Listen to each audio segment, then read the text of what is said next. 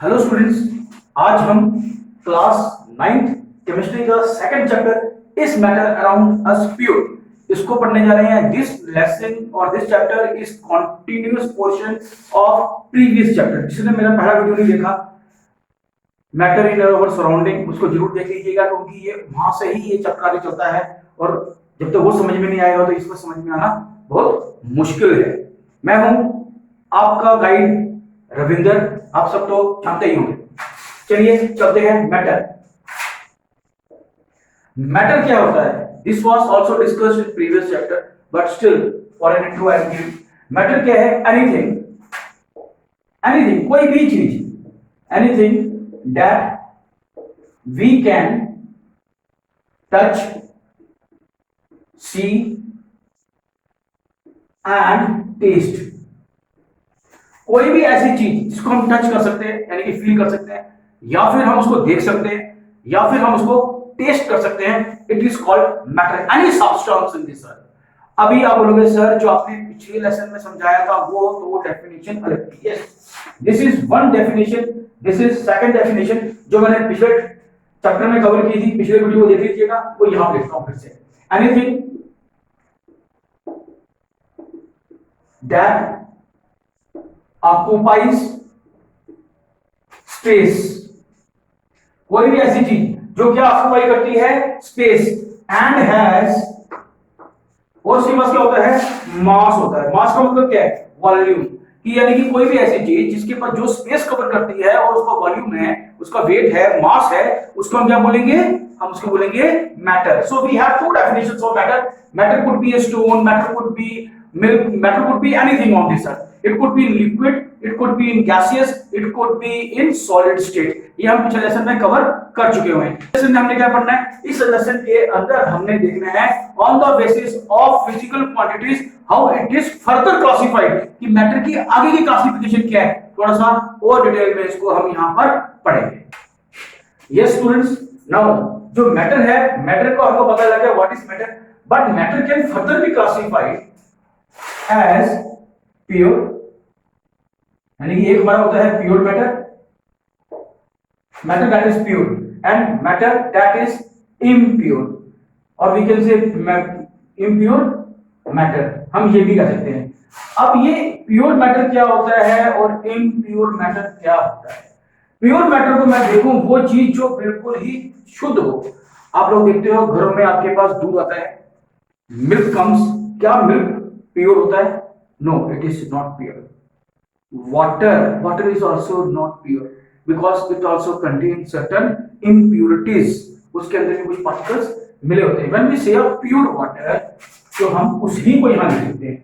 इसकी एग्जांपल आ सकती है pure water could be an example of pure matter. पहली चीज ये। अब इम्प्योर के अंदर मिल्क आएगा। आप बोलोगे सर ये कैसे हो सकता है? हमारे घर में तो गाय रखी है, हमने तो बफलो रखी हुई है, अब बुफेलो भी है, हमारे पास काऊ भी है, हम तो मिल्क खुद निकालते हैं और वो तो बिल्कुल प्योर होता है। No, it is not pure. Why? Because this milk contains proteins, it contains fats, it contains a little quantity of water and etcetera. और भी होते हैं इसमें, फ्रक्टोज, ग्लूकोज, ये सब चीजें इसमें से निकलती हैं and it can be separated. हम यहां पर जो इस लेसन के अंदर ये एग्जांपल मैंने देके ये बात आपको समझाने की कोशिश की है कि इस लेसन के अंदर हम क्या पढ़ने वाले हैं। इस लेसन के अंदर पढ़ने वाले हैं बाय फिजिकल प्रोसेस कि क्या हम चीजों को जब सेपरेट करते हैं आर दे सेपरेबल और दे आर नॉट सेपरेबल। हम ये चीज देखने की कोशिश करेंगे और इसी लेसन के अंदर यही चीजें हमने सीखनी है। तो ये केमिस्ट्री पढ़ रहे हैं तो अब हम देखेंगे कि प्योर मैटर की आगे क्लासिफिकेशन क्या होती है। अब प्योर मैटर की भी आगे क्लासिफिकेशंस आती हैं, इसको हम और डिटेल में पढ़ेंगे, बस थोड़ी देर चाहिए। अब प्योर मैटर की जो आगे क्लासिफिकेशन है that is into elements and compounds, and in impure what we take homogeneous and heterogeneous। आपके लिए अभी इतना बहुत है क्योंकि अगर आप इतना समझोगे तो आपको पता चल जाएगा हाँ मोटा मोटा भी ये ऐसे होता है। आपको इतना समझ में आ गया। अब मैं आपको इसको इसको और इसको टेकअप करूंगा, one by one I will take up all the three, then we will go into ampere. Now this is the framework, हमको पूरा का पूरा इस चीज को समझना है। अगर हमको ये चीज समझ में आ गई तो आप समझ लीजिए कि आपका 70% ऑफ द सिलेबस यानी कि ये चैप्टर है इट इज फिनिश्ड। तो इसीलिए मैंने ये एक पूरा पूरा एक फ्लो चार्ट बना के आपके सामने रखा, बताने के लिए कि मैटर को हम दो टाइप से क्लासिफाई करते हैं on the basis of physical properties. One is pure matter, other comes to be a impure matter.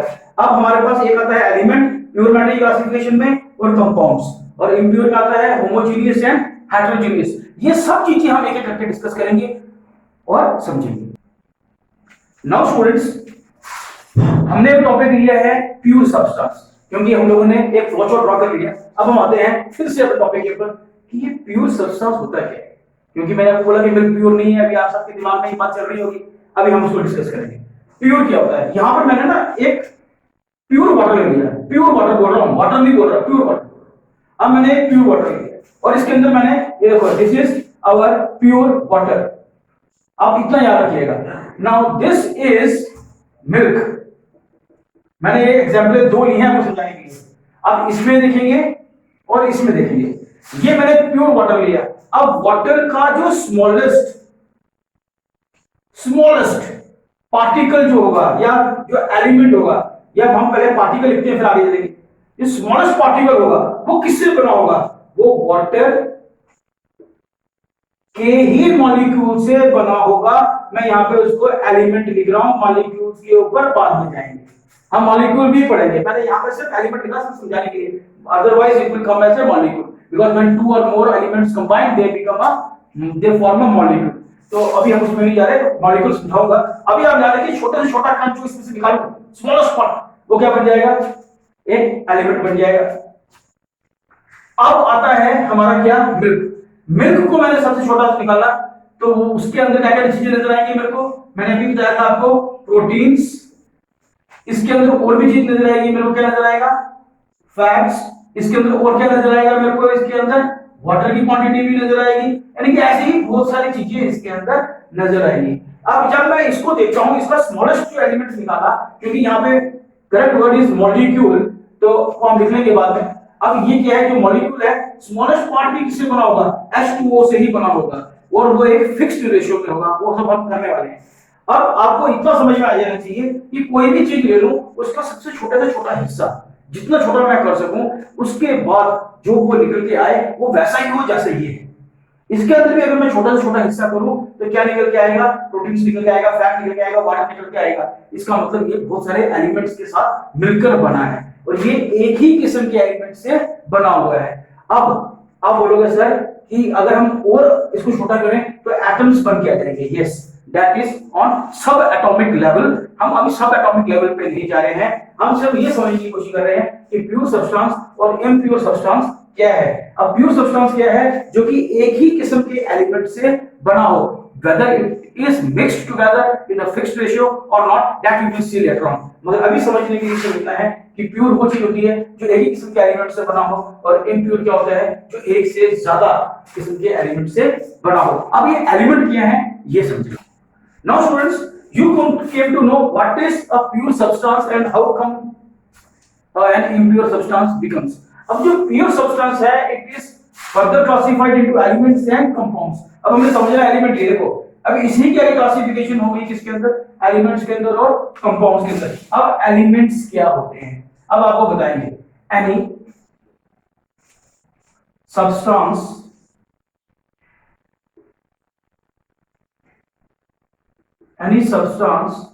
which cannot be further simplified into smaller particles। अब मैंने एक चीज लिखी है, कोई भी एक सब्सटेंस ले लो, उसे तोड़ना शुरू करो, और तोड़ते तोड़ते तोड़ते आप उस सब्सटेंस के अंदर एक ऐसी जगह पहुंचोगे जिसको आप फर्दर नहीं तोड़ पाओगे। जब तोड़ नहीं पाओगे तो वो क्या बन जाएगा? एक ऐसा पार्टिकल बन के आएगा जो कि होगा तो बिल्कुल वैसा ही जैसे कि वो सब्सटेंस था। जैसे कि मैंने पानी की एग्जांपल ली, वाटर प्योर वाटर की ली, हमने उसे ब्रेक करना शुरू किया, ब्रेक करना शुरू किया, और एक टाइम पे ऐसा है छोटा छोटा पार्टिकल निकाल के आए, तो वो वाटर का ही क्या था, एक छोटा सा हिस्सा था। उसी तरह से हम यहाँ बोल सकते हैं कि अगर हमारे पास कार्बन हो, जिसका ये सिंबल क्या है, ऐसी अभी सिंबल्स याद करना शुरू कर दीजिएगा, ये भी हमारे सिलेबस में सिंबल ऐसे बनते हैं।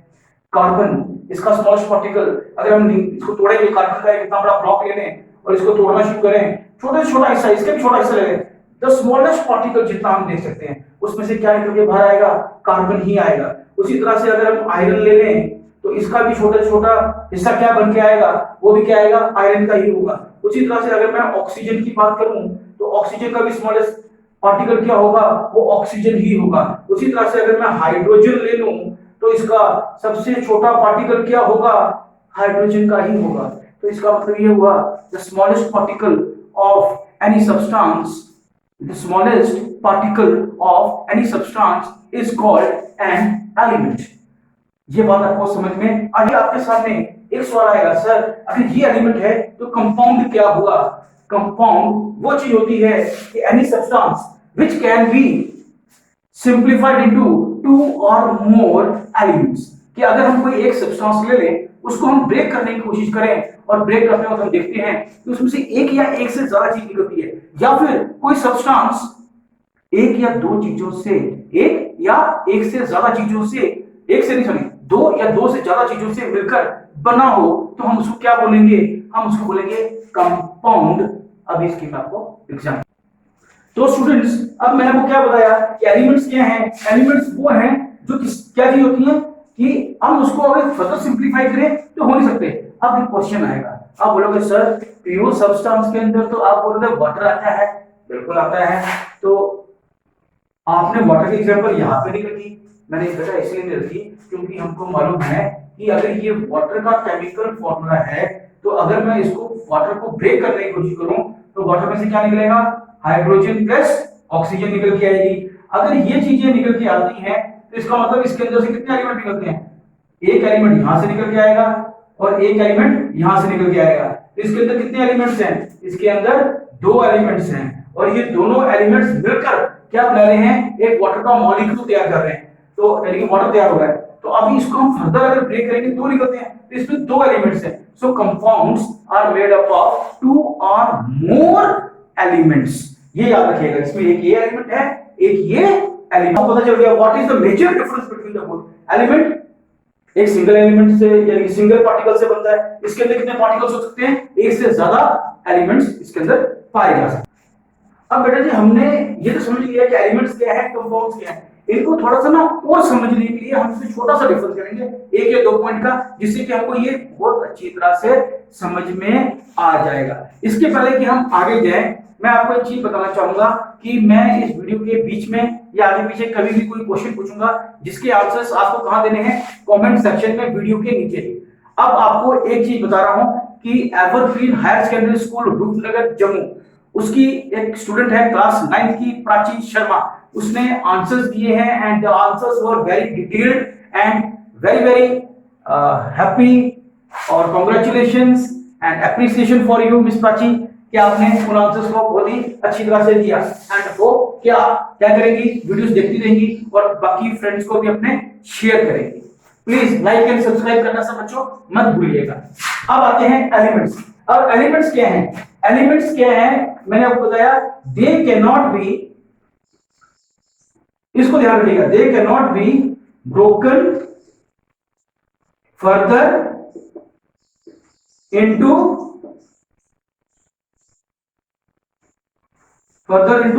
Smaller particles.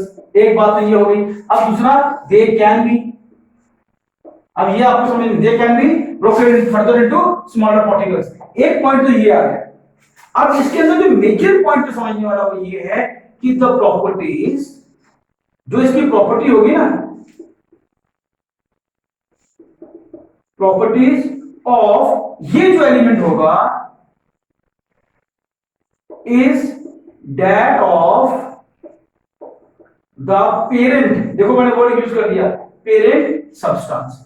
अब ये देखना बड़ी अच्छी बात लिखी है मैंने, यहीं से आपको समझ में आएगा। अब इसके अंदर जब हम एक सब्सटेंस लिखते हैं, कोई भी हमने एक ऑब्जेक्ट लिया, अब हम इसको तोड़ना शुरू किया, तोड़ते तोड़ते तोड़ते तोड़ते हम सबसे छोटी चीज पे पहुंच गए। अब पार्टिकल के ऊपर जब हम पहुंचे, यानी कि वो एलिमेंट जो आया वो देखने में कैसा होगा और उसकी फिजिकल प्रॉपर्टीज या केमिकल प्रॉपर्टीज कैसी होगी, बिल्कुल वैसी ही होगी जो वो सब्सटेंस होगा। मगर कंपाउंड में ऐसा नहीं होता। कंपाउंड की क्या होती है, the properties change and are not like that of the parent substance। आप बोलोगे सर इसकी एग्जांपल क्या लिख दिया आपने, कि वो प्रॉपर्टीज चेंज हो जाती हैं और क्या होता है कि वो अपने पेरेंट यानी कि जो मेजर जो हमने सब्सटेंस लिया था उसके साथ नहीं मैच करती। अभी इसकी एग्जांपल दूंगा, अभी आप देखोगे आप हैरान हो जाओगे। अभी सबसे सरप्राइजिंग चीज है कि हमको पहले देखना पड़ेगा कि कंपाउंड क्या होता है। कंपाउंड होता है कि एक से सॉरी दो या दो से ज्यादा चीजों से मिलकर बना हो। चलो जी ठीक है, अभी हमने एक एग्जांपल ली थी कंपाउंड की, क्या थी वो, वाटर। यस, चलो जी हमने वाटर ले लिया। कैसे बनता है, ऐसे बनता है। आप लोग बोलोगे सर ये तो हम बचपन से लिख के आए, वेरी गुड। अब बेटा ये हाइड्रोजन है ना, hydrogen catches fire, hydrogen catches fire. जैसे ही वो एयर के कांटेक्ट में आती है तो क्या होगा, उसे आग लग जाएगी।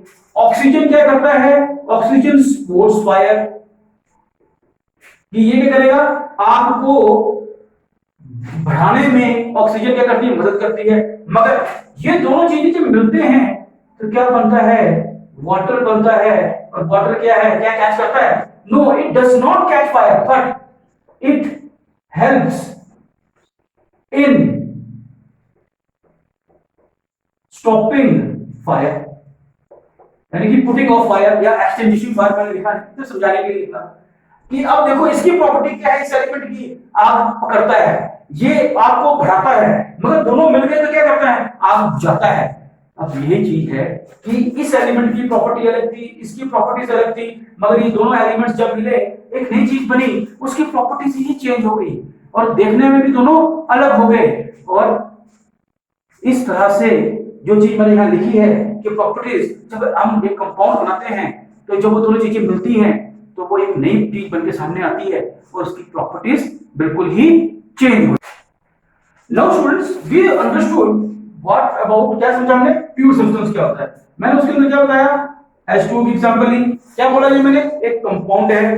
अब इसके अंदर क्या चीजें मिक्स थी, दो चीजें, वैसे तो तीन चीजें वाला भी हमारे पास हो सकते हैं कंपाउंड। यस, क्योंकि दो या दो से ज्यादा चीजें मिक्स होंगी तो क्या बनेगा, compound. When two or more elements combine together they form a compound. ये बात तो आपको क्लियर हो गई। अब इसके अंदर ना कंपाउंड के अंदर सबसे इंपॉर्टेंट पॉइंट ये होता है कि जितनी भी चीजें आपस में मिक्स करती हैं they are always in a fixed ratio.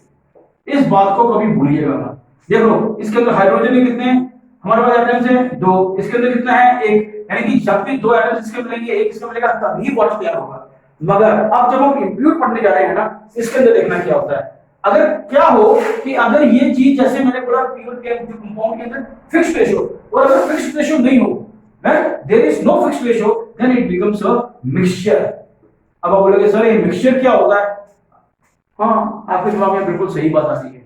आप बोलोगे सर जोकिंग, मैं कोई जोक नहीं कर रहा, आपको अभी बताता हूँ। मिक्सचर तो आपने हल्दीराम का बहुत खाया होगा, नहीं खाया तो खा लीजिए। उसके अंदर आप देखते हो मूंगफली भी होती है, सेमियां भी होती हैं, दाल भी होती है, मिर्च भी होता है, नमक भी होता है, मसाला भी होता है, बहुत सारी चीजें होती हैं। तो mixture is a combination of more than two things जो कि इकट्ठा होती हैं। क्या उनकी रेशो ज्यादा होती है, नहीं, रेशो हर एक की अलग अलग है, उनको बनाने के अंदर कोई इतना खास हम लोग ध्यान देते नहीं। तो दैट इज अ मिक्सचर। अब ये मिक्सचर है, मिक्सचर के अंदर कभी भी कोई भी चीज फिक्स रेशियो में नहीं होती, मगर यहाँ कंपाउंड के अंदर क्या होता है, चीजें क्या होती हैं, फिक्स रेशियो में होती हैं। इसीलिए जो चीज हम लोग इम्प्योर सब्सटेंस के अंदर ले जाते हैं, वो एलिमेंट्स जब वो कंबाइन करते हैं, एक साथ इकट्ठे होते हैं and they are not in a fixed ratio, then it becomes a mixture. उसके बाद हमारे पास एक और चीज आती है जिसको हम बोलते हैं होमोजीनियस।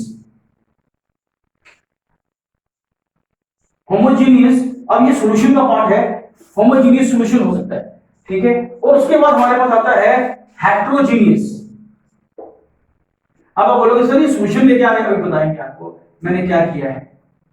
अब क्या होता है बेटा, हमारे पास ये तो आ गया मिक्सचर। मिक्सचर क्या होता है कि ये सॉलिड फॉर्म में हो सकता है कि जो बहुत सारी चीजें मिक्स करें तो हम उसको अलग अलग कर लें। जैसे चावल पड़े हैं, चावल में दाल गिर गई, उसके अंदर नमक गिर गया, उसमें चीनी गिर गई, तो आप लोग उसको फिजिकल प्रोसेस के साथ थोड़ा सा झाड़ फूंक के या एक दाने को देख के चीजों को अलग कर लोगे।